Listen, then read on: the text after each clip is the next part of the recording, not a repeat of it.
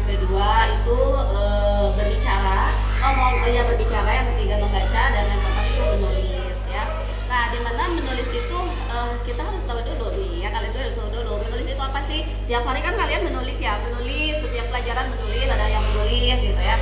Terus ketika kalian ujian juga kan itu jawabannya kalau tesnya tertulis berarti ditulis ya. Nah, jadi menulis itu ya, jadi hal positif ya yang melibatkan itu yang produktif, kegiatan produktif yang melibatkan penyampaian dalam gagasan, perasaan, pikiran, atau bahkan memberikan informasi kepada pembaca dalam bahasa tulis gitu ya. Nah, tidak lupa juga itu kan menulis harus ada fungsinya. Untuk apa sih menulis itu gitu ya? Itu tahapannya dalam aspek berbahasa itu yang paling tinggi.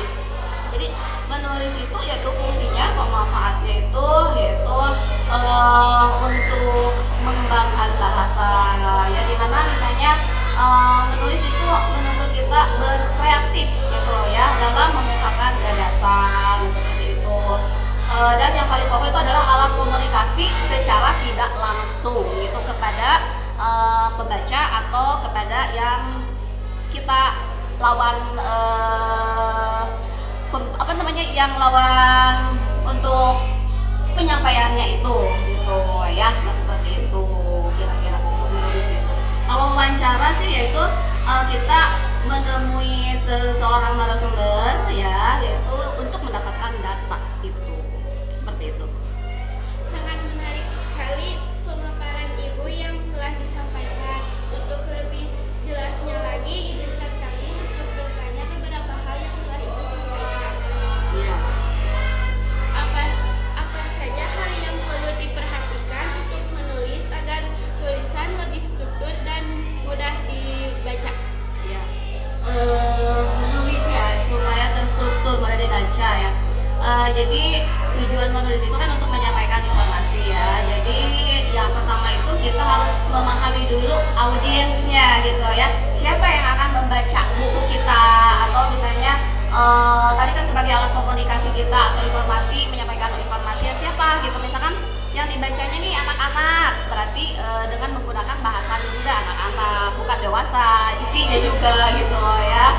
Nah, itu yang kedua yaitu tujuannya. Kita membuat tulisan itu tujuannya untuk apa? Misalnya untuk menghiburkah, atau misalnya untuk menginformasikankah gitu ya. Nah, itu jadi tujuannya harus dapat juga gitu ya, seperti itu. Bagaimana cara membuat judul tulisan yang menarik tetapi tetap relevan dengan isi? Ya, judulnya ya. Oke, berarti kita itu menulis harus ada judul ya. Judul itu merupakan pintu masuknya si pembaca gitu ya. Si penulis itu membuat judulnya harus semenarik mungkin, karena apabila baru membaca saja judul, ini misalkan si pembaca tuh, ini bagus ya, menarik ya gitu. Tapi beda lagi kalau misalnya menggunakan bahasa yang biasa. Jadi kalau misalnya judulnya sudah menarik, nah para pembaca juga penasaran gitu, ingin membacanya ini sebetulnya apa ya isinya gitu, kok judulnya bagus, keren gitu ya. Jadi bahasanya tuh menarik gitu ya, seperti itu.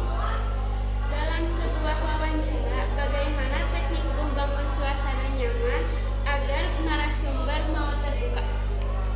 Tekniknya wawancara ya. Yang pertama kita itu kalau sedang wawancara, supaya narasumber itu memberikan informasi yang lebih mendalam, itu yang pertama ya harus menggunakan bahasa tubuh yang positif. Dalam artian misalkan kita lagi ngobrol ya, harus ada kontak mata gitu, supaya kita betul-betul gitu yang bertanya ke narasumber itu memperhatikan, terus ada kontak gitu ya. Itu yang kedua, berarti mendengarkan dengan sopan, dengan baik gitu ya. Terus apabila misalkan ada hal-hal kita itu sebagai pewawancara, berarti harus menyiapkan ini rekaman atau siap-siap untuk menulis, disesuaikan dengan kerangka atau pertanyaan yang sudah disiapkan, seperti itu ya, supaya nyaman gitu ya. Itu Apa perbedaan antara pertanyaan terbuka dan pertanyaan tertutup?